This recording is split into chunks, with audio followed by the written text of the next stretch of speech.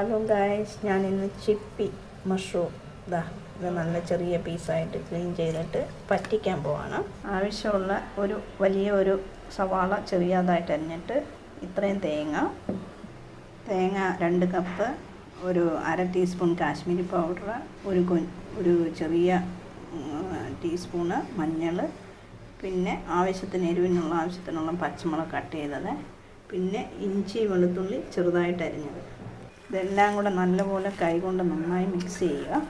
നല്ലൊരു ടേസ്റ്റ് ആയിരിക്കും. ഇനി നമ്മൾ ഇടേണ്ട ഒരു പുളിക്ക് വേണ്ടി ഒരു ചെറിയ തക്കാളിയും കൂടെ ഇടുവേ. ചെറുതായിട്ട് അരിഞ്ഞ മഷ്റൂമിൻ്റെ അകത്തോട്ട് നമ്മൾ ഇതെല്ലാം കൂടെ ആഡ് ചെയ്യണം. ആവശ്യത്തിന് ഉപ്പും, പിന്നെ ഇതിന് തന്നെ ഇച്ചിരി വെള്ളമുണ്ട്. അതുകൊണ്ട് നമുക്ക് ചാറ് വേണമെങ്കിൽ കുറച്ചധികം വെള്ളം വെക്കാം, അല്ലെങ്കിൽ കുറച്ച് വെള്ളം വെച്ച് കഴിച്ചാൽ. പിന്നെ നല്ല വേവുള്ള സാധനം. ആവശ്യത്തിന് കല്ലുപ്പ് ഇട്ട് നന്നായി മിക്സ് ചെയ്യുക. മിക്സിങ് കഴിയുമ്പം നമ്മൾ സ്റ്റവ് ഓൺ ചെയ്ത് കത്തിക്കുക. കറിവേപ്പില ആവശ്യത്തിന് ഇട്ടു. ഇപ്പോൾ കറിവേപ്പിലെല്ലാം ഇട്ടിട്ടുണ്ട്. ഇനി ഒരു 10 മിനിറ്റ് തിള വന്ന് കഴിയുമ്പോൾ സിമ്മിലിട്ട് വെക്കുക.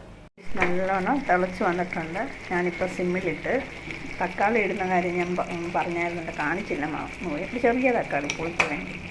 നമ്മൾ മീനൊക്കെ പറ്റിക്കുന്നതിൻ്റെ അതേ ഒരു ടേസ്റ്റാണ് ഇത് കിട്ടുന്നത്. എല്ലാവർക്കും ഇഷ്ടപ്പെട്ടെങ്കിൽ ട്രൈ ചെയ്ത് നോക്കണം. പിന്നെ നമുക്ക് ചെറിയ യൂട്യൂബ് ചാനലുകാരെല്ലാം സപ്പോർട്ട് ചെയ്യണം, കമൻറ്റ് ചെയ്യണം.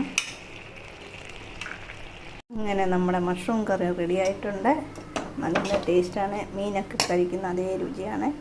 പിന്നെ ഞാൻ ചെയ്തത് പയറ് മെഴുക്ക് വരട്ടി, തേങ്ങക്കൊത്തൊക്കെ ഇട്ട് ചെറുപയർ പയറ് മെഴുക്ക് വരട്ടി. ബൈ.